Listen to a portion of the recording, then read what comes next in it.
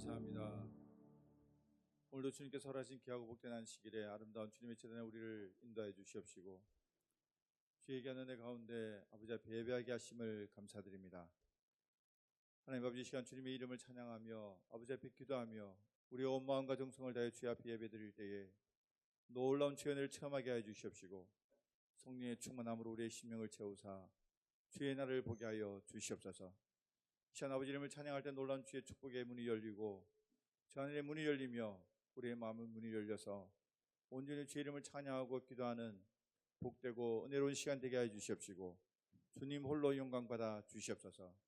우리의 모든 찬양과 우리의 모든 기도를 받으시기에 합당하신 거룩하신 예수님 이름으로 기도하였습니다. 아멘.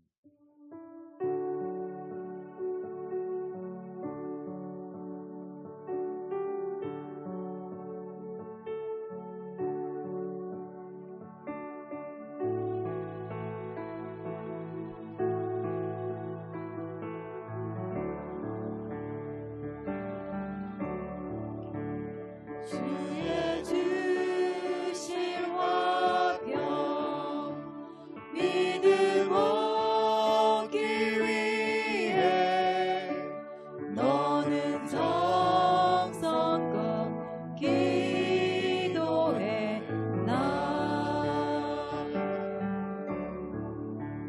주의 재단 앞에 모두 바치기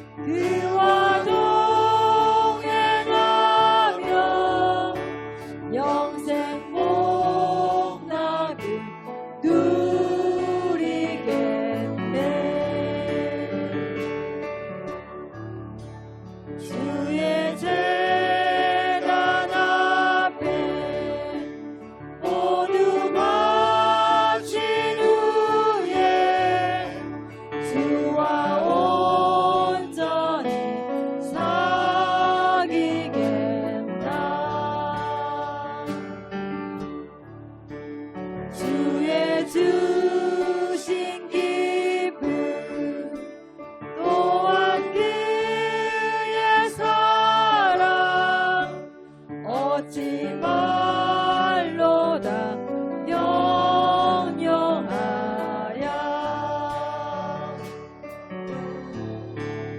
주의 재단에 산제사 드린 후에 주의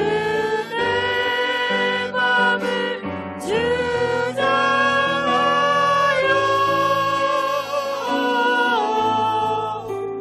주의 뜻을 따라 그와 동행하며 영생 복락을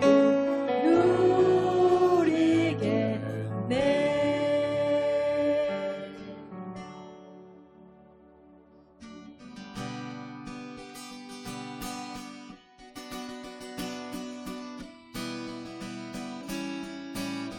주의 이름 안에서 주의 이름 안에서 주의 성소로 가네. 영광스러운 이곳에 우리 기쁘게 왔네. 거룩한 보좌 앞에서 따뜻함을 느끼네. 우리 마음 경배하며 찬양의 제사 드리네. 찬양의 제사 드리며 성소로 들어갑니다.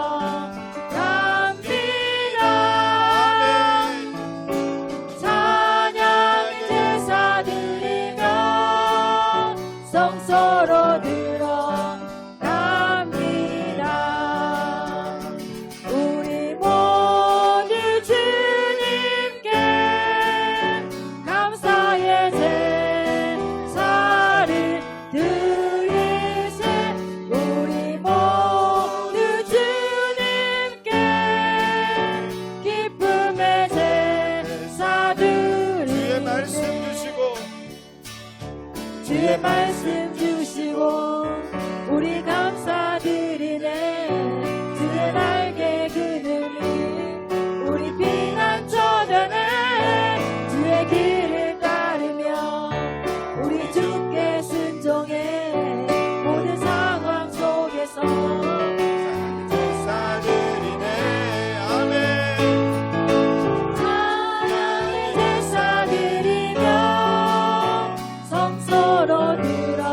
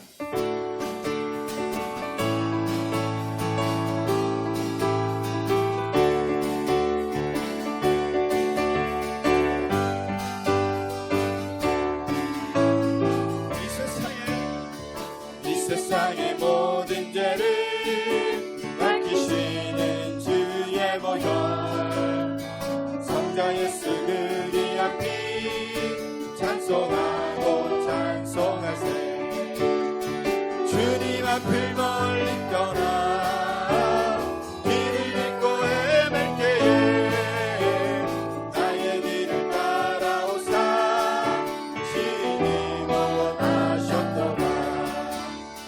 이는보다도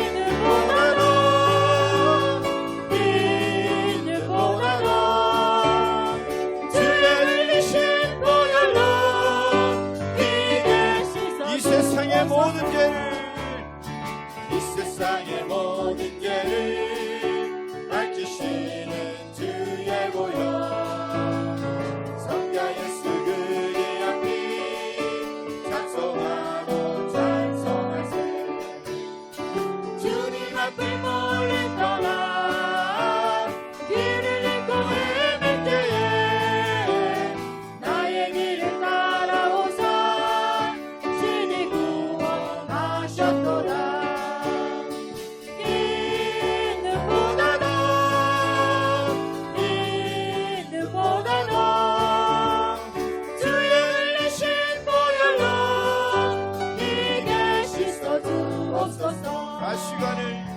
가시관을 쓰셨으니 피로 얼굴 물드셨고 십자가의 모든 고통 나를 위해 당하셨네.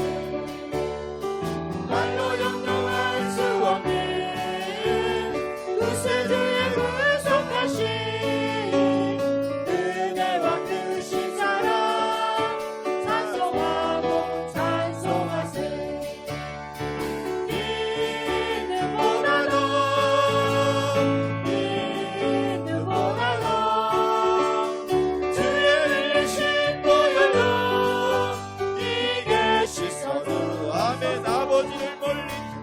아버지를 멀리 떠나 다른 길을 저버리고 여러 가지 죄악으로 주원지되었으니 물같은 것 가지고는 씻을 수가 아주 없네. 주여 귀한 몸의 피로 날 정결케 하오. 아멘 아멘.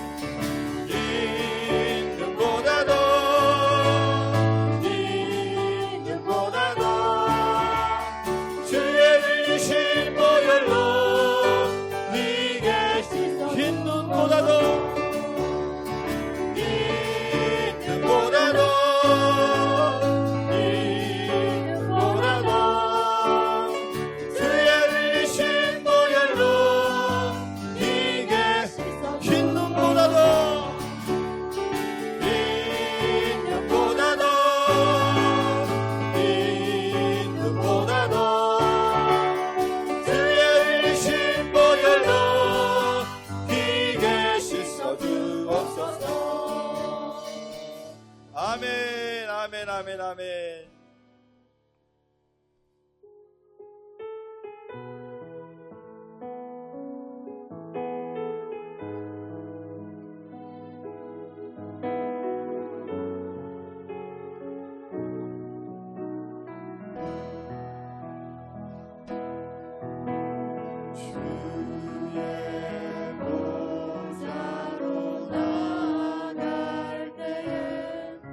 어떻게 나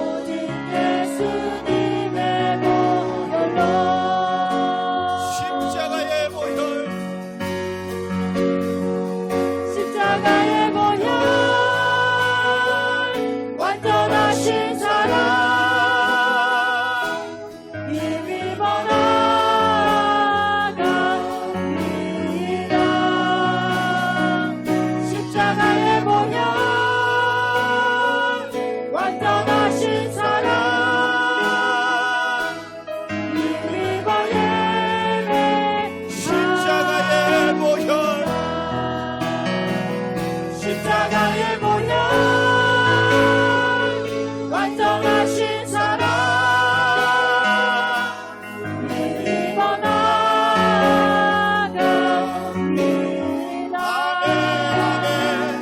십자가의 보혈 완전하신 사랑 간절히 고백합니다. 십자가의 보혈, 십자가의 보혈 완전하신 사랑 믿어 나갑니다.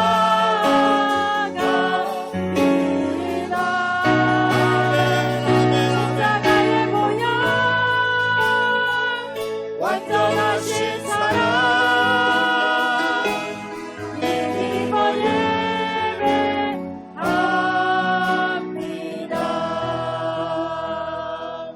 아멘. 무시한 십자가의 보혈, 그 놀라운 주의 사랑을 기억하며 아버지 앞에 나의 온 마음과 정성을 다하여 죄를 물으며 나아가겠습니다.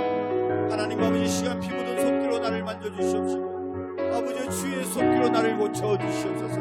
이 시간 우리가 주님께 드릴 모든 예배를 홀로 험량하여 주시옵소서.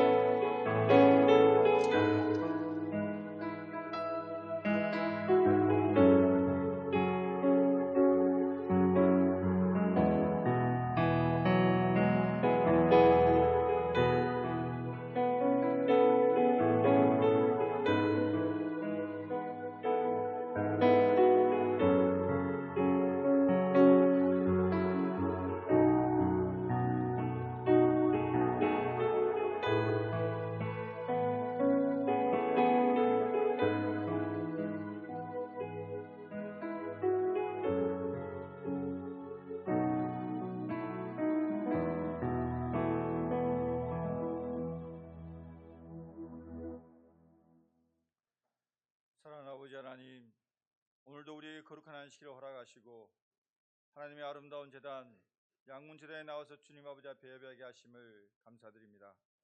하나님 아버지, 우리가 하나님의 자녀로서 세상을 살아갈 때 빛과 소금의 역할을 하며 말씀 안에 살아야 하지만, 지난 주일을 우리가 세상에 살면서 우리의 생각과 행동 그리고 입술의 말로 범죄하였음을 이 시간 고백하오니 우리의 죄를 용서하여 주시옵소서. 하나님 아버지, 지난주부터 전국 도처에는 대한민국 유사일에 단 한 번도 겪어보지 못한 산불로 인해 많은 사람들이 고통을 당하고 있으며, 퍼져가는 들불로 인해 이 땅에 산냐는 그 모습이 흉측해져 가고 있습니다. 하나님 아버지, 이 땅을 긍휼히 여겨 주시옵소서. 단 한시라도 빨리 마지막 불씨까지 모두 꺼지게 하여 주시고, 이로 인한 하나님의 뜻을 깨달아 우리가 다시 회복할 수 있도록 인도하여 주시옵소서. 또한 이번 산불로 인하여 생명을 잃고 삶의 터전을 잃은 자들, 그리고 사랑하는 가족을 잃은 자들을 하나님의 사랑의 손길로 위로하여 주시고, 그들이 속히 일상을 회복할 수 있도록 모든 상황과 여건을 허락하여 주시옵소서. 하나님 아버지, 하나님의 아름다운 계획과 섭리 가운데 이곳 구행리에 세우신 우리 양문교회를 지켜 축복하여 주시고, 이 양문제단에 하나님께 부르짖는 기도의 소리가, 찬양의 소리가 끊이지 않게 하여 주시며, 하나님의 아름다운 구원의 소식이 세상으로 퍼져나가는 구원의 통로, 축복의 통로가 되게 하여 주시옵소서. 하나님 아버지, 양문제단의 부흥과 속한 양떼들 위하여 불철주야 부르짖어 기도하시는 김영창 담임 목사님을 지켜주시옵소서. 영육간의 강건함을 허락하시고 성령의 충만함을 허락하셔서 모든 목회와 사역 위에 하나님의 능력과 영광이 있게 하시고, 강단에서 선포되지는 말씀마다 살아 역사하는 능력이 말씀이 되어서 우리의 심령과 육체가 치유되고 우리의 삶의 어려운 상황들이 역전되는 놀라운 능력의 역사가 일어나게 하여 주시옵소서.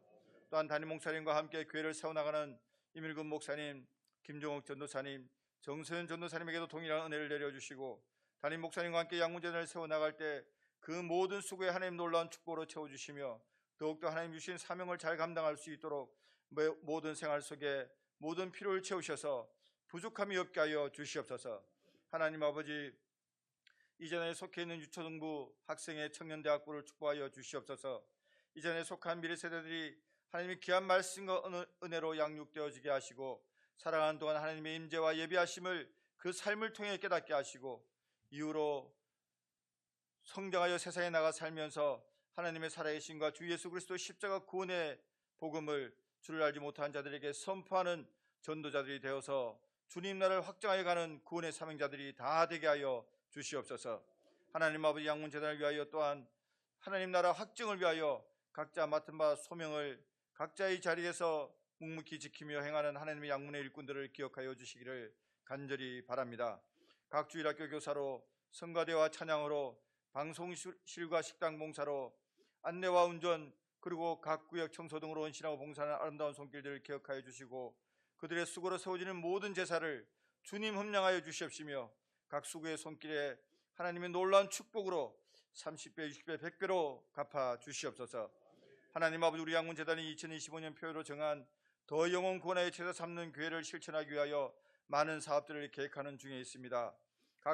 각 셀별로 드리는 가정예배와 새벽기도, 0706 전도축제, 캄보디아 단기 선교, 성가대, 지역전도를 위한 각 전도활동 등 이 모든 계획을 주님 친히 간섭하여 주시옵시고 이끌어 주셔서 각각 풍성한 열매를 맺게 하시고 이로써 하나님의 나라가 확정되어져가는 놀라운 역사가 있게 하여 주시옵소서.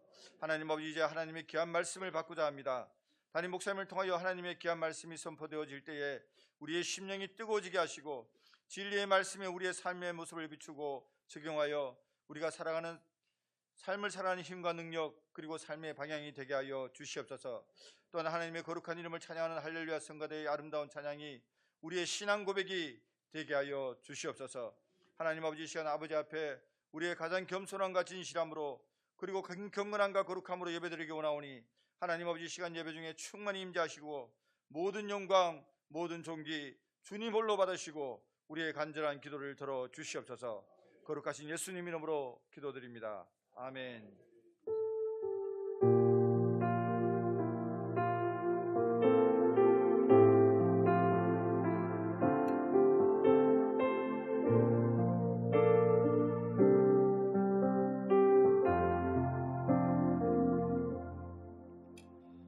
이 시간 다 함께 자리에 일어나셔서 교동문제 13번 시편 23편 성시교도하겠습니다.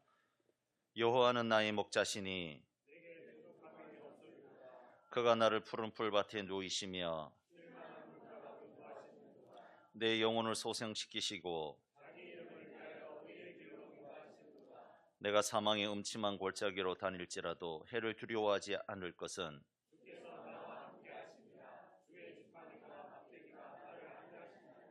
주께서 내 원수의 목전에서 내게 상을 차려주시고 내 평생의 선하심과 인자하심이 반드시 나를 따르리니 내가 여호와의 집에 영원히 살리로다. 아멘. 전능하사 천지를 만드신 하나님 아버지를 내가 믿사오며 그 외아들 우리 주 예수 그리스도를 믿사오니 이는 성령으로 잉태하사 동정녀 마리아에게 나시고 본디오 빌라도에게 고난을 받으사 십자가에 못 박혀 죽으시고 장사한 지 사흘 만에 죽은 자 가운데서 다시 살아나시며 하늘에 오르사 전능하신 하나님 우편에 앉아 계시다가 저리로서 산자와 죽은 자를 심판하러 오시리라. 성령을 믿사오며 거룩한 공회와 성도가 서로 교통하는 것과 죄를 사하여 주시는 것과 몸이 다시 사는 것과 영원히 사는 것을 믿사옵나이다. 아멘.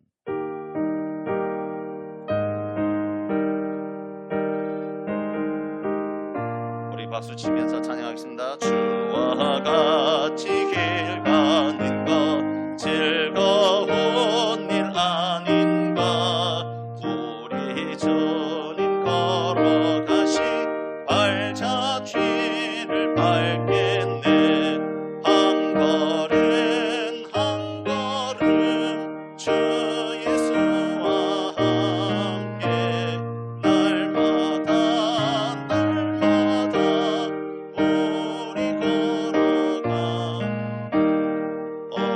어린아이 같은 우리 미련하고 약하나 주의 손에 이끌리어 생명길로 가겠네. 한 걸음 한 걸음 주 예수와 함께 날마다 우리는 걷겠네. 꽃이 피는 들판이나 험한 골짜기라도 주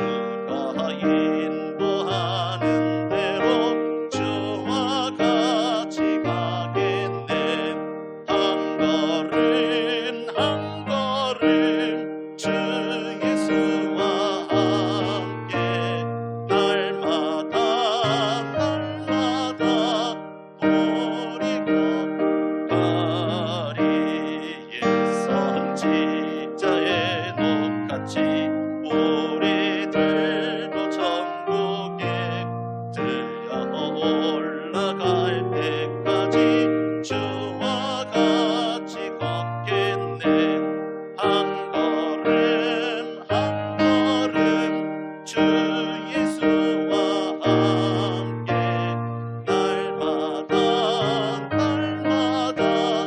우리는 걷겠네. 할렐루야.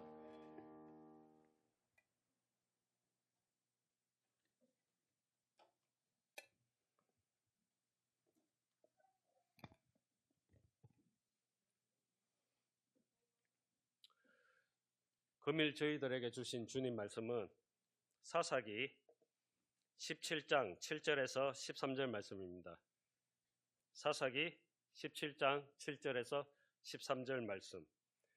구약 392페이지 되겠습니다. 한 절씩 교독하고 마지막 13절은 다 함께 봉독하도록 하겠습니다. 유다 가족에 속한 유다 베들레헴에 한 청년이 있었으니 그는 레위인으로서 거기서 거류하였더라.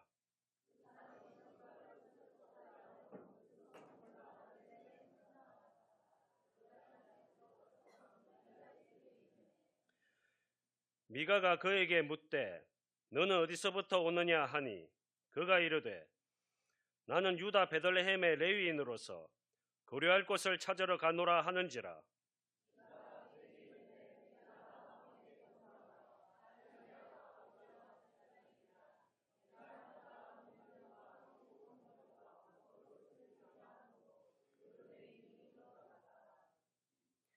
그 레위인이 그 사람과 함께 거주하기를 만족하게 생각했으니 이는 그 청년이 미가의 아들 중 하나같이 됨이라.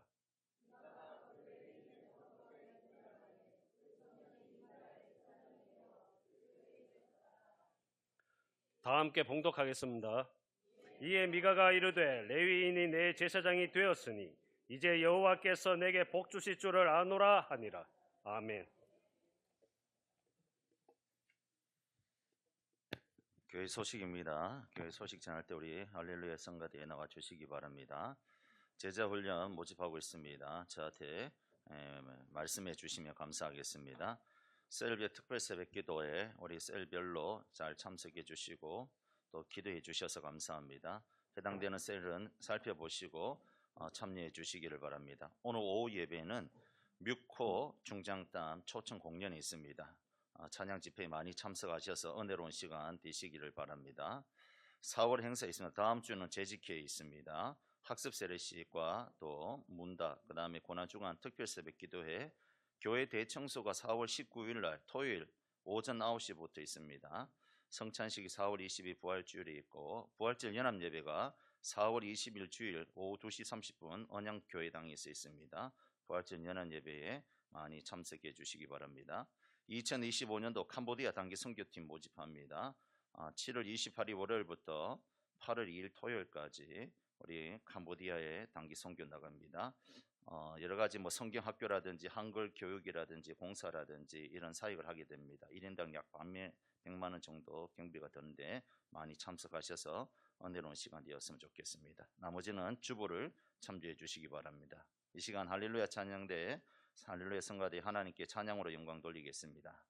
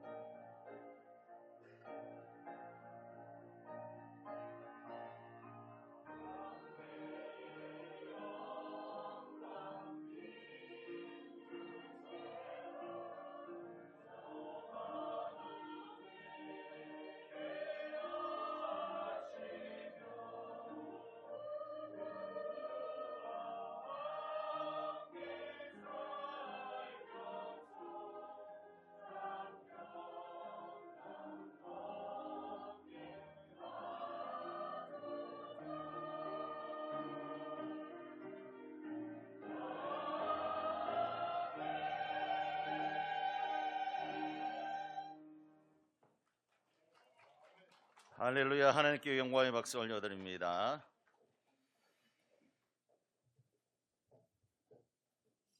우리 할렐루야 찬양대 감사합니다. 고운 목소리로 우리 하나님께 영광 돌리기 위해서 감사하고 우리 할렐루야 성가들을 위해서 많이 기도해 주시기 바랍니다. 우리 연사람과 인사하겠습니다. 잘 오셨습니다. 축복합니다. 환영합니다. 한 번 더 인사하겠습니다. 자기 자리를 지킵시다. 세상의 모든 사물에는 제가 있어야 될 자리가 다 정해져 있습니다. 간장 종지에 설렁탕을 담지 않고 설렁탕 뚝배기에 간장을 담지 않습니다. 버섯이 아무리 고와도 화분에다가 버섯을 키우지 않습니다. 이런 말이 있습니다. Dirty is out of the place란 말이 있는데 더러움이란 자기 자리를 떠나는 것이다 라고 이렇게 말하고 있습니다. 연못 속에 커다란 고기가 헤엄칠 때 참 아름답습니다. 비단 붕어라든지 잉어라든지 이런 것들 물속에서 아름답게 헤엄을 칠 때 얼마나 보기 좋습니까? 그런데 그런 물고기가 우리 침대 위에 떡 누워 있다면 예쁠까요? 아름다울까요? 고울까요? 그걸 가르쳐서 한번 따릅시다. 더럽다. 기겁하는 거죠. 침대에 이불을 더 싣는데 그 안에 이만한 물고기가 푸득푸득 댄다고 생각해 보십시오. 야, 맛있는 횟감이 있네 이렇게 생각하겠습니까? 어이구 뭐냐 이게 뭐야 하면서 그걸 이제 더럽다 하는 것이죠. 아름답던 물고기가 혐오스러워지는 것은 그 물고기의 본질이 변했기 때문이가 아니라 적합하지 않는 장소에 있기 때문에 그것을 가리켜서 더럽다라고 하는 겁니다. 논밭에서 꼭 필요한 흙이 방바닥에서는 닦아내야 될 더러운 것이 되는 것도 이와 마찬가지입니다. 논에서는 정말 중요한 거예요. 밭에서도 흙이 얼마나 중요하고 흙이 얼마나 곱고 흙이 얼마나 좋습니까? 근데 그게 내 침대 위에 깔려져 있다고 생각해 보세요. 침대에 들어갔는데 이불을 제끼자마자 흙이 한것씩 있다고 해보세요. 여자분들 감당할 수 있겠습니까? 감당하지 못한다는 것이죠. 우리 모든 사람에게는 각자 지켜야 될 자리가 있다는 것입니다. 그리고 그것은 우리 의미대로 버리고 떠날 수 없다는 것입니다. 가령 한 가정에서 아버지는 아버지대로 지켜야 될 자리가 있고 어머니는 어머니대로 지켜야 될 자리가 있으며 또 자녀들은 자녀대로 지켜야 될 자리가 있다는 겁니다. 이것은 우리 사회도 마찬가지입니다. 우리 사회를 구성하는 모든 사람들이 자기의 자리를 잘 지킬 때에 그 사회는 건강하며 아름다운 사회가 될 수가 있는 겁니다. 이것은 또한 성도들도 마찬가지인 줄로 믿습니다. 성도 한 사람 한 사람이 자기에게 주어진 자리를 잘 지켜나갈 때에 우리 교회는 아름다운 교회가 되며 이 세상에서 빛과 소금으로 하나님의 영광을 드러내는 양문교회가 될 줄로 믿습니다. 요즘 차를 타고 밖에 나가면 도로변에 이런 모를 꽃들이 얼마나 예쁘게 핀지 모릅니다. 여러분 보셨습니까? 날씨가 춥다고 조금 웅크러졌지만 사실은 지난주에 날씨가 많이 따뜻했지 않습니까? 저도 이제 구영리 이렇게 한 바퀴 돌면서 벚꽃을 본다고 구영리 이제 한 바퀴 돌았거든요. 돌았는데 벚꽃만 핀 게 아니라 자세히 보면 보도블록 사이에서 그 싹이 나와서 예쁘게 꽃이 피어 있더라고요. 우리가 그냥 지나가면 보이지 않는데 자세히 보면 꽃이 피어 있습니다. 노란 꽃, 빨간 꽃, 파란 꽃. 어떻게 하나님께서 그렇게 아름답게 이렇게 만드셨는지 자세히 보니까 얼마나 예쁜지 몰라요. 우리가 빨리 지나가면 모르겠지만 못 볼 수 있지만 천천히 자세히 보면 하나님께서 만드신 그 꽃들이 얼마나 아름다운지 모릅니다. 비록 한순간이었지만 그 꽃을 보노라고 하면 얼마나 예쁘고 아름답지 모릅니다. 절로 찬양이 나오고 그런 데서 하나님을 찬양하잖아요. 주님의 높고 위대하심을 내 영혼이 찬양하네. 그 꽃을 보면서 하나님을 찬양하면서 그 아름다운 꽃을 보면서 하나님의 살아계심을 경외하는 것입니다. 만약 이런 모를 들풀이 그 자리가 싫다고 우리 침대나 아니면 우리 채소 옆에 아니면 야채 옆에 그렇게 큰다고 생각해 보세요. 그러면 어떨까 할까요? 그 보도블록 사이에서 피었기 때문에 예쁜 꽃이 되었지만 만약에 그것이 내 야채밭에 시금치라든지 아니면 상추라든지 그런 데 꽃이 피었다고 해서 보세요. 그거는 예쁜 꽃이 아니라 따라합시다. 잡초다. 자리를 떠나는 것은 잡초가 된다는 것이죠. 이런 모를 들풀도 그 자리에 그곳에 있었기 때문에 지나가는 행인들이나 여행객들에게 그 아름다움을 드러낼 수가 있었고 많은 사람들에게 극찬을 받게 되었다는 것이죠. 여러분, 이런 모를 들꽃이라고 무시하지 마세요. 어린이 동료 중에 모두가 꽃이야 아십니까? 모두가 꽃이야라는 동료가 있는데 산에 피어도 꽃이고 들에 피어도 꽃이고 길가에 피어도 꽃이고 모두가 꽃이야. 아무데나 피어도 생긴 대로 피어도 이름 없이 피어도 모두 다 꽃이야. 봄에 피어도 꽃이고 여름에 피어도 꽃이고 몰래 피어도 꽃이고 모두 다 꽃이야. 아무데나 피어도 생긴 대로 피어도 이름 없이 피어도 모두 다 꽃이야 라는 동료가 있습니다. 자기 자리에서 꽃을 피웠을 때는 그 꽃이 장미꽃만 꽃이 아니라 이름 모를 들풀도 꽃이라는 것이죠.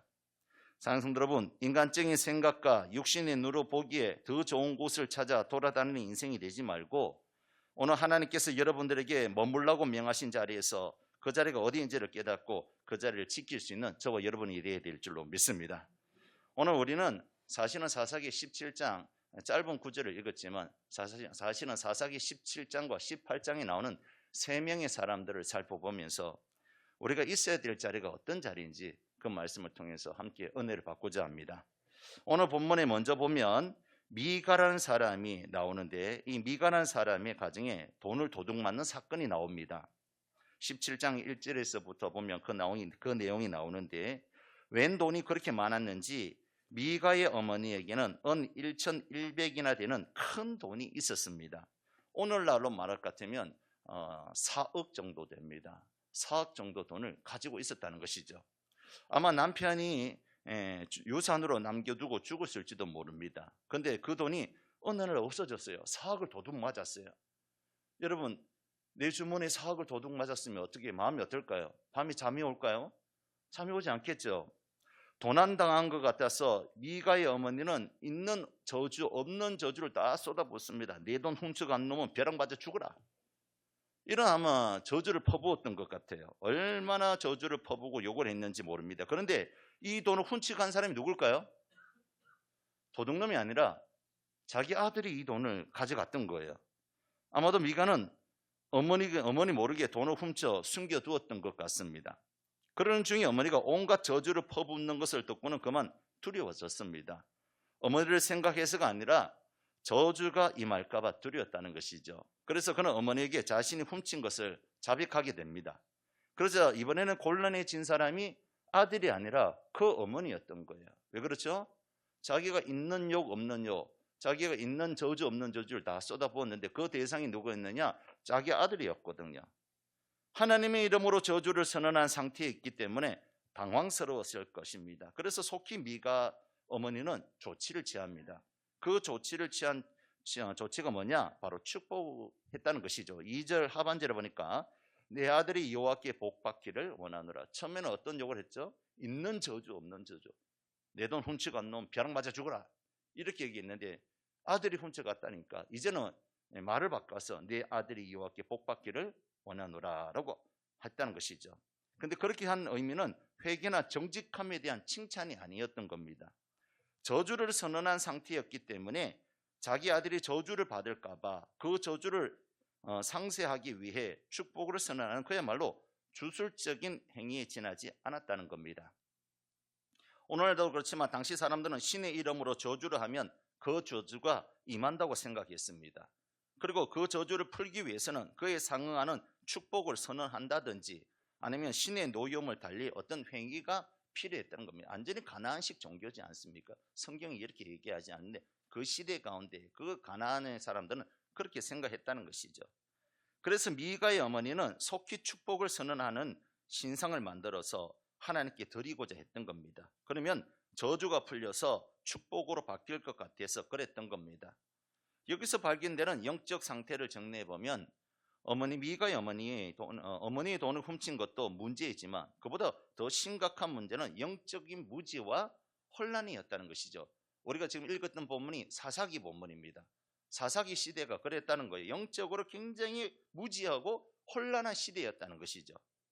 돈을 훔쳐갔다고 신의 이름으로 저주하는 모습도 그러거니와 그 저주가 두려워서 돈을 돌려주는 모습, 그리고 또 그 저주를 풀기 위해서 행하는 축복 행위와 신상 제작 등의 행위는 철저한 영적 무지의 소산이라고 볼 수밖에 없다는 겁니다.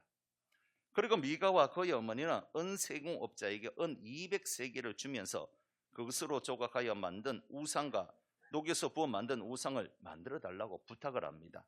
심지어 신상을 만들고 그 신상을 몬시 신당까지 세웠던 겁니다.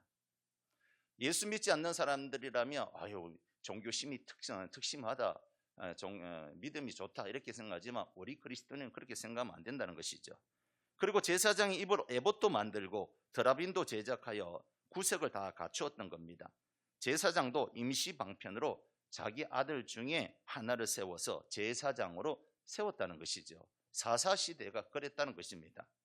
근데 아무래도 뭔가 좀 찜찜하다고 생각하던 찰나에 어디선가 돌아다니는 한 사람을 만나게 됐는데 그 사람이 와가지고 우리가 읽었던 본문에 나오는 두 번째 사람, 레위 사람입니다.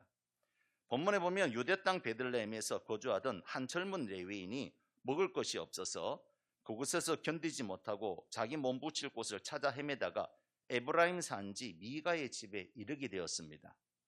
원래 레위인은 그들에게 할당된 성읍에 거하게 되어 있고 거기를 떠나면 안 됩니다. 그 자리를 지켰어야 됩니다.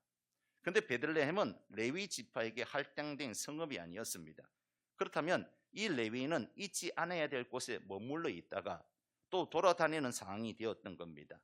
마땅히 다른 지파 사람들이 레위인들에게 쓸 것을 줘야 하는데 그렇지 못했다는 것이죠. 레위인은 기업이 없었어요. 여호와가 기업이고 레위인들에게는 이스라엘 백성들은 레위인들과 제사장들을 그들을 도와줘야 됩니다. 율법이 그렇게 되어 있는 겁니다. 그런데 지금은 사사시대에 있기 때문에 오늘 본문이 사사시대에 있기 때문에 하나님의 백성들이 레위인들을 돌봐주지 않았어요. 예를 들어서 제가 목사지 않습니까? 목사면 여러분들 이제 교회에서 목사를 이렇게 사례를 주고 돌봐주지 않습니까? 그런데 사사시대는 목사가 있어도 목사를 안 돌봐줬다는 것이죠. 자기들은 먹고 살았는데도 불구하고 전혀 도와주지 않았다는 겁니다. 그래서 어떻게 하면 국리지책으로 일을 하게 되고 떠돌아다니게 되었다는 것이죠. 그 사람이 지금 레위인이었다는 거예요. 그래서 레위인은 마치 구걸하듯이 돌아다니는 형편에 이르게 되었던 겁니다. 이 레위인은 거할 곳을 찾다가 에브라임 산지까지 오게 되었고 미가의 집을 방문하게 되었던 겁니다. 그리고 미가는 이 사람이 레위인인 것을 알고 매우 기뻐하였고 단박에 이것저것 따질 것 없이 고용 계약을 맺었던 겁니다. 해마다 은 10개와 또 의복 한 벌과 식물을 주겠다고 하자 거할 곳도 없고 먹고 살 길도 막막했던 이 레위인도 좋다고 하면서 그때부터 그 집에 거하며 가정제사장이 되었던 겁니다. 아마도 서로 생각하기를 하나님께서 기가 막힌 타이밍에 인도하셨다고 아마 생각했을 것이고 신앙 강정들을 나누며 기뻐했을지도 모릅니다. 이때 미가는 만족해서 스스로에게 말합니다. 이에 미가가 이르되 레위인이 내 제사장이 되었으니 이제 여호와께서 내게 복 주실 줄을 아노라 하니라. 13절에 그렇게 말씀하는 것을 우리가 볼 수가 있습니다. 그러나 실상은 어떻습니까? 상당한 힘을 들여서 모든 것을 다 갖추었습니다. 외적으로 보면 미가의 집안은 매우 종교적이며 신앙에 충실한 집안처럼 비춰집니다. 그러면 그런 면에서는 칭찬받을 만하다는 것이죠. 그러나 실상은 어떻습니까? 비록 외적인 형식은 다 갖추었지만 본질을 더듬어 보면 하나도 맞지 않습니다. 먼저 신상을 만들었다는 자체가 하나님을 위한 것이 아니라 하나님의 뜻을 거역하는 행동이라는 것이죠. 우상을 만들지 말라는 계명에 정면으로 부딪히는 행위인 것입니다. 둘째로 신당을 마련한 것도 이스라엘 민족에게는 허용되지 않았습니다. 당시 법궤가 실로에 있었기 때문에 실로에서 제사를 행하고 제사장의 인도를 따라 어떤 지역에서 제사를 드릴 수 있었지 개인적으로 산당을 차려놓고 제사를 지내는 것은 맞지 않았다는 것이죠. 셋째로는 에봇을 함부로 제작하는 것도 껍데기만 따르는 것이 불법입니다. 에봇을 만드는 양식과 그 옷이 필요한 상황 등은 모두가 율법에 속한 규정이 되어 있습니다. 그런데 미가는 필요하다고 자기 마음대로 에봇을 만들었던 겁니다. 또한 드라빈도 당시 신탁을 받거나 점을 칠 때 사용하는 작은 신상이었는데 이 또한 우상 제작의 문제에 걸리게 된다는 것이죠. 또한 이러한 의식은 이방인으로부터 들어온 것이기 때문에 이스라엘에게는 합당하지 않았다는 겁니다. 지금 미가의 가정과 레위인들은 지금 가나안 땅에 살면서 지극히 가나인들처럼 그렇게 살고 있는 거예요. 신실하게 유일하신 하나님을 섬기는 것이 아니라 율법과 법도대로 섬기는 것이 아니라 이방 가나안 땅의 신을 섬기듯이 그렇게 자기가 지금 하나님을 섬기고 있다는 것이죠. 그리고 넷째는 제사장이 필요하다고 아무나 제사장을 삼는 것도 불법입니다. 처음에 자기 아들을 제사장으로 삼았다가 나중에 레위인으로 제사장을 삼았다고 좋아했는데 사실은 그런 식으로 제사장을 개인이 삼고 월급을 주고 하는 그 자체가 위법인 겁니다. 미가는 레위인의 제사적을 감당해야 한다는 것을 감당해야 한다는 것만 알고 있었지 제사장으로 세우는 것이나 제사 직분을 감당하는 절차 등은 깡그리 무시했다는 것이죠. 또한 본문에 나오는 레위인도 어떤 사람입니까? 원래 레위인은 자기 기업을 떠나지 못하게 되어 있습니다. 자기가 분배받은 그 땅에 머물면서 이스라엘 백성들을 가르쳐야 되고 제사 드리는 데 도와줘야 되는 사람이야. 마음대로 레위인들이 여기저기 왔다 갔다 하지 못하는 거예요. 그런데 자기 기업을 떠났다는 것입니다. 그럼에도 이 레위인은 유다 지파 베들레헴의 땅에 머물고 있었다고 되어 있는데 이 베들레헴은 사실은 레위 지파에게 분배된 지역이 아닙니다.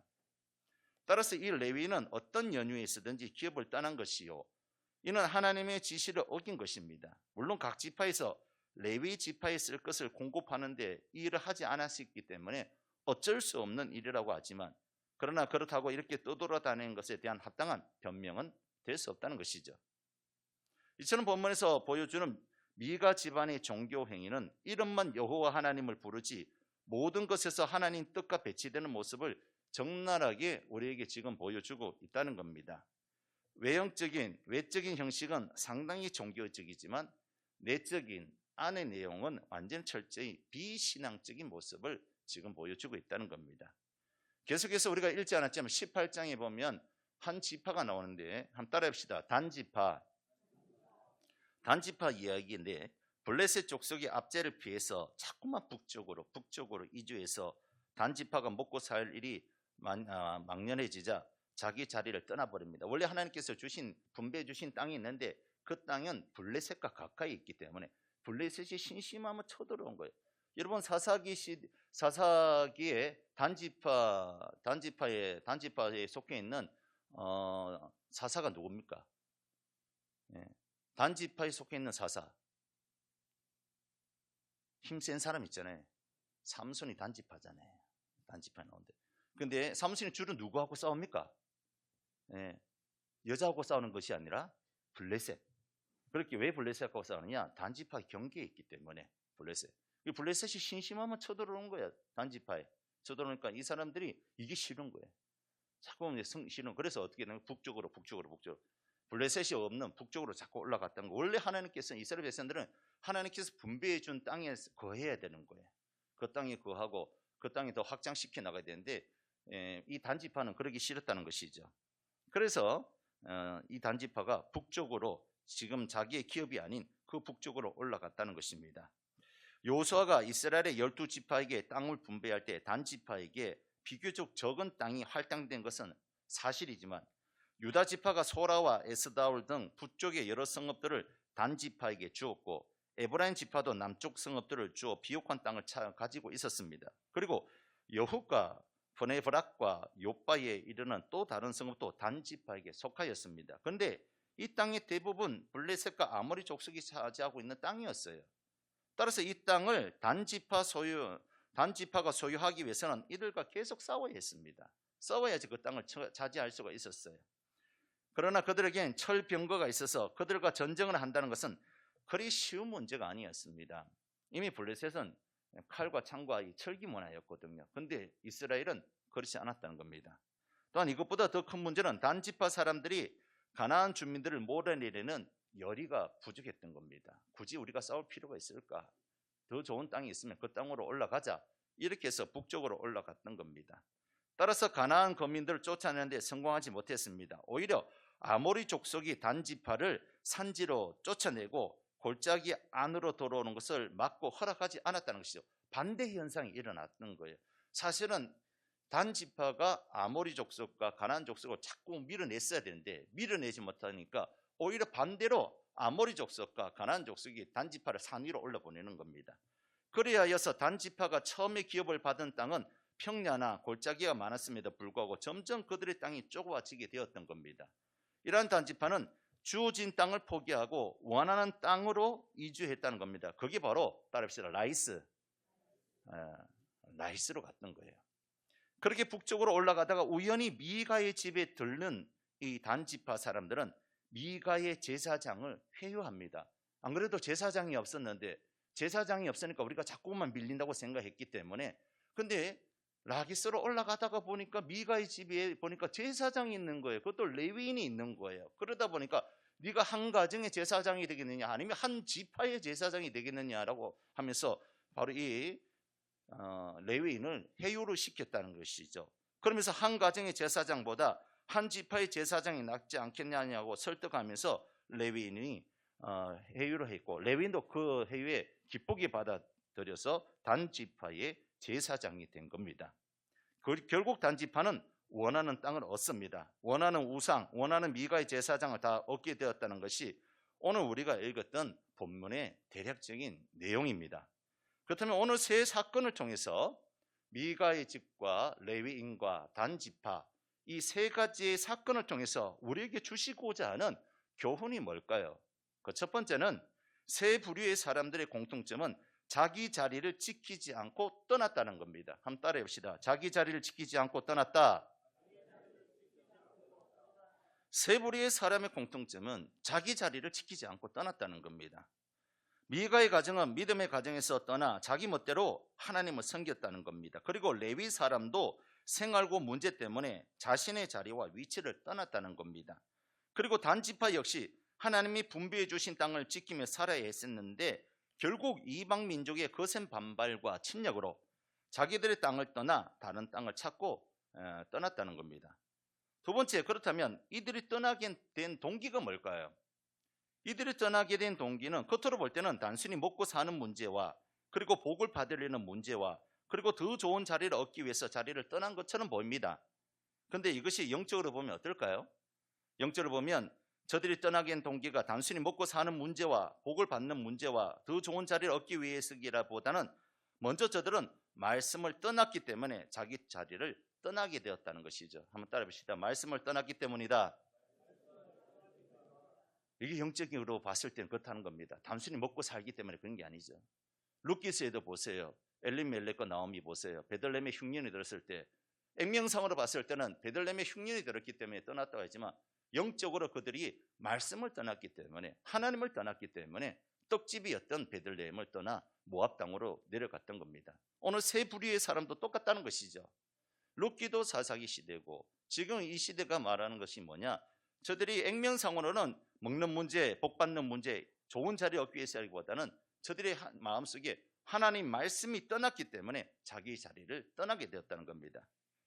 분명 하나님은 제사장은 아론의 자손의 제사장만 둘 것이라고 말씀하셨고 성소는 예루살렘에 있는 성소를 말씀하셨고 또 가나안 땅에 들어갔을 때에 하나님께서 제비 뽑아 분배받은 땅에서 가나안 주민을 몰아내고 그곳에 정착하라고 말씀하셨습니다. 이것은 말씀을 떠나 영적 무지에서 비롯된다는 것이죠. 분명히 하나님께서는 신명기 말씀에서 분명히 말씀하셨거든요. 가나안 땅에 들어가면 너희들 땅을 떠나지 말고 그리고 하나님께서 한 곳에 지목한 곳에 성전을 세우고 그곳을 섬기면서 그렇게 살아라 했는데 저들 마음속에 하나님 말씀이 없었던 것입니다. 그렇기 때문에 자기 마음대로 하는 거예요. 그래서 호세아서에 보니까 하나님의 백성이 하나님을 아는 지식이 없어서 망한다라고 했다는 것입니다. 여러분 인천 상륙작전이라는 영화 보셨습니까? 거기에 나오는 한 장면이 지금도 떠오르는데 메가더 장군이 한국전쟁에 참여하겠다는 결심을 굳히게 된 것은 북한군이 서울에 입성한 직후인 6월 29일 일본에 있던 메가더는 전격적으로 전선 시찰을 단행하게 됩니다. 한강 이북은 이미 북한군이 점령한 상태였고 메가더는 아직 한국군 지역인 한강 이남을 영등포 쪽을 시찰하면서 한국전 참전을 고민하고 있었습니다. 과연 이 한국전에 참여해도 될까 안 될까? 메가더 장군은 모든 부대들이 후퇴하고 있는 중에 참호의 흑투성이에 된 한 소년병을 보게 되었고 그에게 묻게 됩니다. 병사, 자네는 언제까지 여기를 지키고 있을 것인가? 상부에서 명령이 있을 때까지 저는 이 자리를 지킬 겁니다. 철수 명령이 없었을 때는 어떻게 할 건가? 예, 저는 죽는 순간까지 여기를 지키겠습니다. 지금 소원이 무엇인가? 예, 놈들의 전차를 까불 수 있게 무기와 탄약을 보내주십시오. 메가드는 옆에서 통역하고 있던 김종갑 대령에게 이렇게 말했다고 합니다. 대령, 씩씩하고 훌륭한 병사에게 전해주시오. 내가 도쿄로 돌아가는 즉시 미국 지원군을 보낼 것이라고, 그때까지 용기를 잃지 말고 훌륭히 싸우라고 라고 그 말을 전해주라 했다는 것이죠. 메가드 장군이 인천 상륙 작전을 결심하게 된 이유가 뭐냐? 뭐 여러 가지 정치 또 군사적 그런 것도 있겠지만 이런 모를 문명의 그 한 명의 그 사병, 무기도 없고 아무것도 없고 다 후퇴하고 다 빠져나갔지만 이 한 명이 마지막까지 그 참호를 지키고 있었다는 것이죠. 철수 명령이 상부에서 명령이 있을 때까지 저는 이 자리를 지키겠습니다. 자기가 힘도 없고 무기도 없고 북한군에 비해서는, 인민군에 비해서 아무것도 아니라는 것을 알고 있었지만 상부에서 명령이 있을 때까지 이 자리를 지키겠다는 그 사병의 그 한마디에 메가드 장군이 인천 상륙작전을 계획하게 됐고, 그 인천 상륙작전이 성공리에 마치게 되었다는 것입니다. 이름도 없이 명예도 없이 한줌 보상도 없이 인천 상륙작전을 성공하기 위해서 목숨을 바친 이 무명의 용사가 영화 주인공으로 나온 것이 바로 인천 상륙작전이었습니다. 저희들도 마찬가지입니다. 시퍼렇게 살아계신 하나님이 저들의 중심에 있었다면, 오늘 세 부류의 사람들에게 정말 하나님 말씀이 저들 가운데 살아 있었다면, 저들 마음속에 하나님의 말씀이 꽂혀 있었다면 그 어떤 고난 속에서도 하나님의 말씀을 붙잡고 그 자리를 지킬 수 있었을 겁니다. 그러나 저들 마음속에 하나님이 안 계셨고 또 하나님 말씀이 없었기 때문에 자기 자리를 지키지 않고 그 자리를 떠날 수밖에 없었다는 것이죠. 이 시대도 마찬가지입니다. 믿음의 자리를 지키지 못하는 것은 단순히 생활고 문제가 아니라는 것이죠. 생활고 문제 때문에 그런 것이 아니라, 내가 원하는 것을 얻기 위해서 떠나는 것이 아니라 하나님 말씀이 내 삶 속에 없기 때문에, 정말 시퍼렇게 살아있는 그 하나님 말씀이 내 심령 가운데 지금 사라져버렸기 때문에 우리가 믿음의 세계에서 떠나고 만다는 것입니다. 아무리 시대가 어렵고 더럽고 어렵고 힘들들지라도 하나님 말씀 내 중심에 있다면, 시퍼렇게 살아계신 그 하나님 말씀 내 심장에 꽂혀 있다면 우리는 하나님 말씀대로 순종하며 내 자리를 지키며 믿음을 지키며 그렇게 신앙생활을 할 수 있는 줄로 믿습니다. 사랑하는 성도 여러분, 살아계신 하나님 말씀이 여러분 심장에 꽂혀 있습니까? 이 하나님의 말씀이 여러분 심령에 정말 잘 박힌 못처럼 꽂혀 있습니까? 우리가 어떤 시대를 맞이하든 어떤 상황을 맞이하든 하나님 말씀이 내 심령에 꽂혀 있다면 우리는 믿음을 떠나지 않고 내 자리를 지키면서 하나님을 잘 섬길 수 있는 거룩한 백성이 될 줄로 믿습니다. 그리고 저들이 자리를 떠난 이유는 바로 영적 싸움을 싸우기를 싫어했기 때문이다라는 것이죠. 좋은 게 좋은 거라고 적당하게 신앙생활을 하고 복만 받기를 원해서 그랬다는 겁니다. 미가의 가정도 그렇고 단지파도 그렇고 레위인도 그랬습니다. 철저하게 하나님 말씀을 붙잡고 영적인 싸움을 싸우고 말씀과 부딪혀서 살아보겠다고 하면서 그렇게 영적인 싸움을 싸워야 되는데 그렇지 못했다는 겁니다. 그래서 저들이 있어야 할 그 자리에 있지 않고 저들이 원하는 곳으로 가게 되었던 것입니다. 우리도 마찬가지입니다. 영적인 싸움이 싫으면 그 자리에서 영적인 싸움이 싫으면 그 자리에 버티지 못하고 떠나게 됩니다. 그래서 하나님이 주신 땅이 아니라 내가 원하는 땅으로 떠나게 된다는 것이죠. 사랑하는 성도 여러분, 우리는 신앙생활을 소풍 가듯이 그렇게 하는 것이 아니라 치열한 영적 전쟁 가운데 있는 겁니다. 그렇기 때문에 영적 싸움을 하는 데 있어서 우리가 포기하지 말고 영적 싸움에서 승리하는 군사들이 다 되어야 될 줄로 믿습니다. 그리고 무엇보다도 저들의 중심에는 하나님이 계시지 않았다는 겁니다. 자기 마음이 하나님을 왕으로 모시지 않으니까 하나님 말씀대로 살지 않은 겁니다. 사사기의 주제가 뭡니까? 그때의 왕이 없었으므로 자기의 옳은 소견대로 행하였다. 그것이 사사기의 주제지 않습니까? 저들의 마음속에 늘 하나님의 신앙이 있었다면 저들은 결코 자기 자리를 떠나지 않았을 겁니다. 철저하게 하나님 중심, 말씀 중심, 성소 중심, 성전 중심의 삶을 살았을 겁니다. 그러나 저들 마음속에 하나님이 계시지 않았기 때문에 그 자리를 떠날 수밖에 없었다는 것이죠. 우리들도 마찬가지인 거예요. 우리들도 우리 마음속에 살아계신 하나님이 계신다면 절대로 하나님을 떠날 수 없다는 것이죠. 하나님이 시퍼렇게 살아계시는데 어떻게 하나님을 떠나겠습니까? 또 우리가 일상 삶 속에서도 하나님께서 시퍼렇게 눈뜨고 있는데 어떻게 죄를 지을 수가 있겠습니까? 우리 마음속에서도 늘 하나님이 살아계신다는 그런 믿음을 가지고 내 자리를 지켜나가면서 그렇게 신앙생활을 해야 될 줄로 믿습니다. 그렇다면 세 번째, 자기 자리를 지키지 않고 떠났을 때 어떤 결과가 빚어지게 됩니까? 역사의 무대에서 사라지고 만다는 겁니다. 참 안타까운 거예요. 마가의 집의 레위인이나 단지파의 원하는 땅, 원하는 사역지는 구했을지 모르겠지만 저들이 역사의 무대에서 사라졌다는 겁니다. 요한계시록 7장에 보면 12지파의 이름이 나옵니다. 하나님의 인치심을 받은 12지파의 이름이 나오는데 그곳에는 단지파가 없습니다. 놀라운 사실이지 않겠습니까? 요한계시록 맨 마지막 끝에 하나님의 인치심을 받은 12지파의 내용이 나오는데 단지파가 있어야 될 그 단지파는 없고 레위 지파가 단지파 대신에 그곳에 들어가게 됩니다. 그 이유가 뭘까요? 왜 단지파가 요한계시록에 창세기부터 시작했던 이 단지파가 왜 요한계시록 끝에 갈 때에 왜 단지파는 사라지고 없었을까요? 단지파는 역사의 무대에서 사라진 이유가 바로 버림받은 단지파가 되었기 때문에 그랬던 겁니다. 하나님이 부르신 자리를 떠났기 때문에 이처럼 자기 자리를 떠난 것이기 때문에 단지파가 요한계시록에 등장하지 않는 거예요. 그리고 그들이 자기 자리를 떠난 자리에서 무엇을 심었을까요? 우상숭배. 우상숭배 처음 한 지파가 어디냐? 단지파예요. 단지파가 우상숭배하게 됩니다. 그리고 자기 자리를 떠난 지파가 단지파였다는 것이죠. 어느 무엇이든지 자기 자리를 지키는 것이 아름다운 것입니다. 들풀도 자기 자리를 지키고 있을 때 아름다운 겁니다. 비록 자기 자리를 지키는 것이 힘들고 어렵더라도 자기 자리를 지키는 것이 아름다운 겁니다. 군인이 보초 근무를 서는 것이 힘들고 어렵다고 해서 그 근무지를 일탈하게 되면 어떻게 됩니까? 적들이 쳐들어왔을 때 제대로 보초를 서지 못했기 때문에 전쟁에서 실패하고 마는 겁니다. 그러면 망하죠.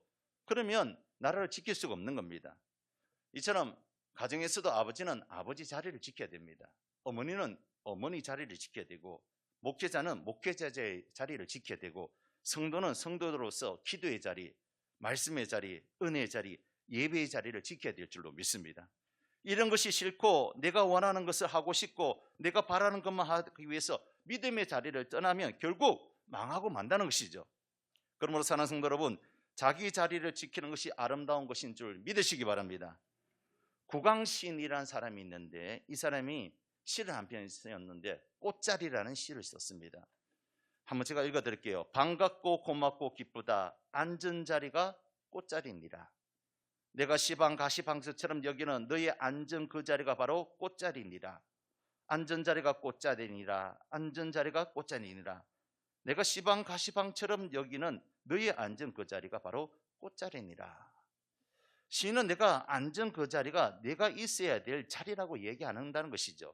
그 자리가 비록 내가 봤을 때는 가시방석처럼 여겨질지라도 그 자리가 내게 꽃자리란 겁니다. 그 자리를 지킬 때 삶의 보람과 기쁨을 맛볼 수 있다는 것이죠. 반대로 이야기하면 그 자리가 힘들고 어렵다고 내가 있어야 될 자리를 떠나게 될 때 그것이 추함이고 부끄러움이라고 얘기하는 겁니다. 물고기는 연못 속에 헤엄칠 때 가장 아름답습니다. 그 물고기가 연못 속을 떠나 침대 위에 누워 있다면 그것은 결코 아름답지 못하고 더럽기까지 느껴지는 겁니다. 논밭에 꼭 필요한 것이 흙인데 방바닥에서 닦아내야 될 정도로 방바닥이 있다면 더러운 것이 되는 것이 난 겁니다. 우리에게는 저마다 주어진 자리가 있습니다.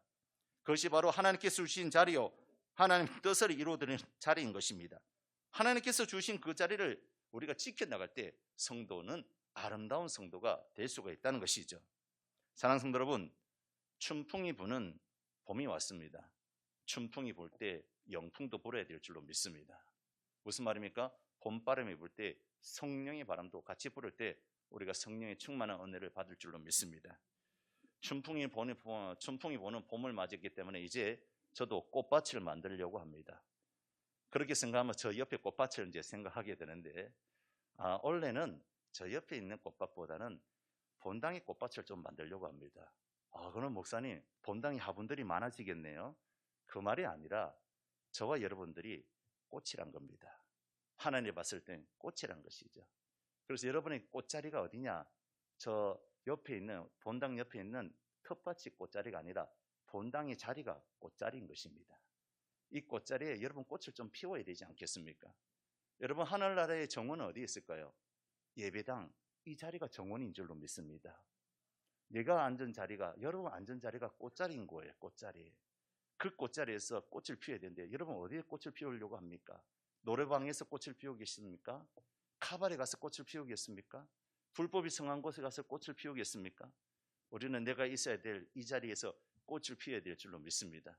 내 기도의 자리, 예배의 자리, 말씀의 자리, 순종의 자리, 노란 꽃, 빨간 꽃, 파란 꽃, 그 자리에 꽃을 피워야 될 줄로 믿습니다. 우리 한 사람 한 사람이 꽃자리가 되어서 이 본당에 아름다운 꽃밭을 만들어 보려고 합니다.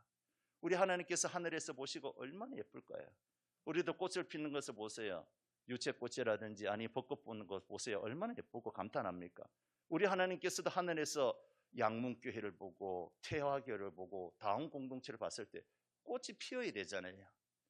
이런데 꽃이 피어야지 아름다운 꽃밭이 되는데, 근데 꽃이 피지 않고 자리가 비어 있거나 아니면 꽃이 피지 못한 상태에서 있다면 우리 하나님 마음이 얼마나 아프고 안타깝겠습니까?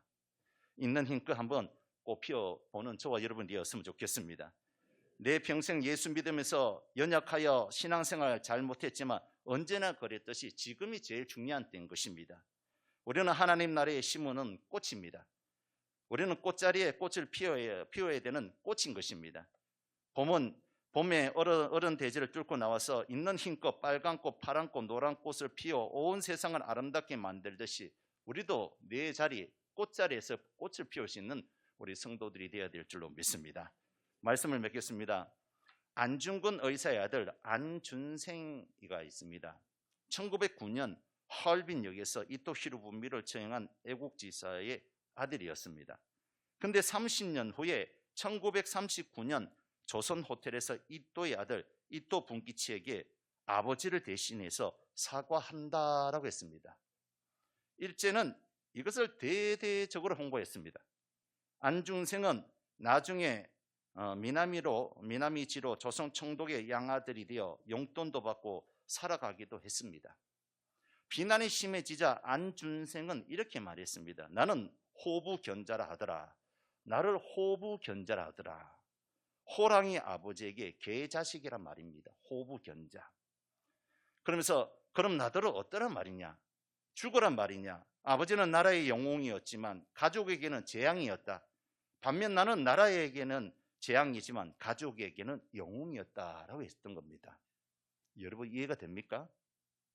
아버지 안중근은 나를 위해서 한 목숨 바쳐서 나라의 영웅이 됐지만 그로 인해서 그 가족이 얼마나 힘들게 살았겠습니까? 그래도 안준생은 매국노요, 개자식인 겁니다. 힘든 일이 많습니다. 죽을 것 같은 상황이 올 수 있습니다. 어차피 다 죽는 거 아니겠습니까?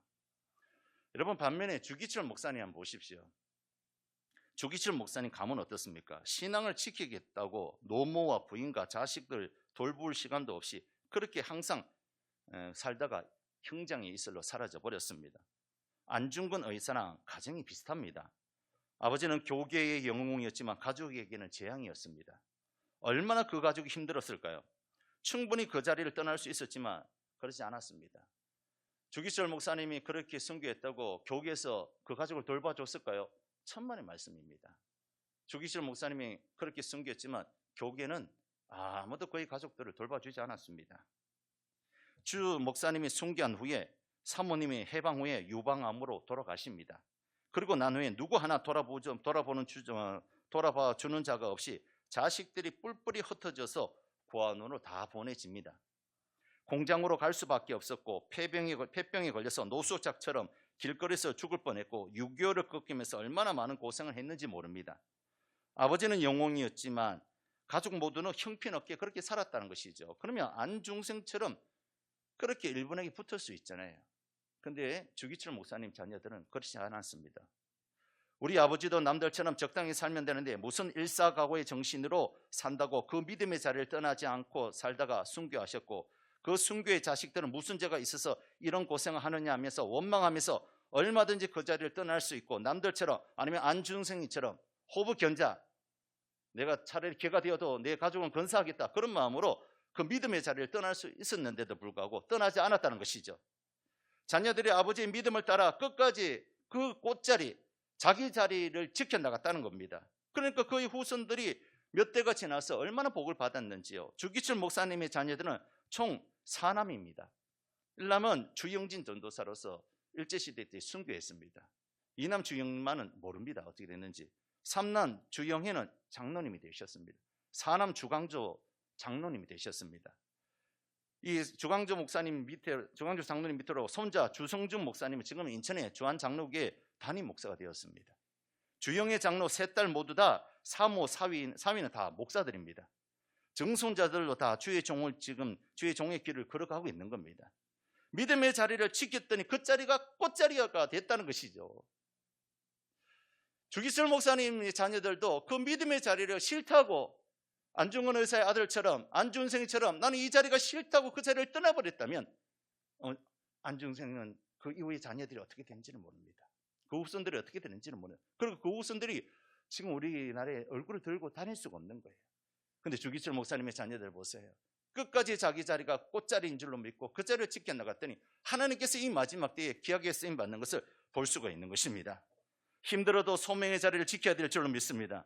힘들어도 우리는 좁은 길 걸어갑시다. 십자가의 길을 걸어갑시다. 여러분 명심하십시오. 자기 자리를 떠나는 것이 가장 위험한 것입니다.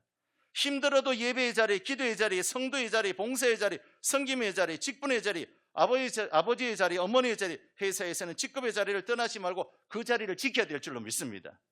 힘들다고 그 자리를 떠나거나 부인하게 되면 결국 하나님 나라의 유업을 이어받을 수가 없는 겁니다. 그러나 힘들어도 고난이 겹칠지라도 그 자리를 버티고 견디다가 보면 하나님께서 그 땅에, 그 머문 땅에 하나님 나라를 나를 통해서 세우시고 나를 통해서 꽃을 피게 하시고 내 자리가 꽃자리가 되게 하여 주신다는 것입니다. 그러므로 사랑하는 성도 여러분, 힘들고 어렵지만 믿음의 자리, 꽃자리를 지켜나가시는 저와 여러분 되시기 바랍니다. 기도의 꽃자리를 지키시기 바랍니다. 예배의 꽃자리를 지키시기 바랍니다. 믿음의 꽃자리를 지키시기 바랍니다. 예배드리는 자리, 기도의 자리, 봉사의 자리가 무슨 자리입니까? 그 자리가 꽃자리라는 것이에요. 우리가 이 세상에 기껏 살아봤자 100년입니다. 100년 살다 가는데 하나님 나라에 천국에 갔을 때 내 자리가 꽃자리가 되어 있어야 되지 않겠습니까? 황폐한 땅이 되면 어떻게 하겠습니까?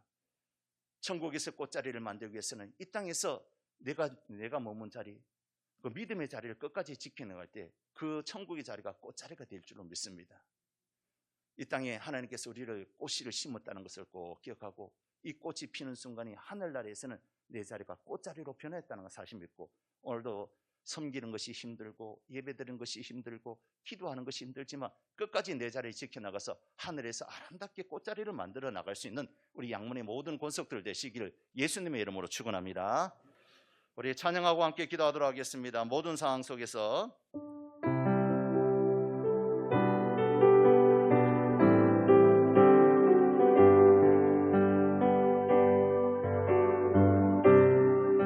모든 상황 속에서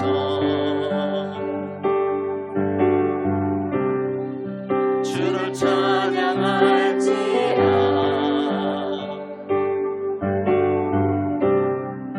주는 너의 큰 상급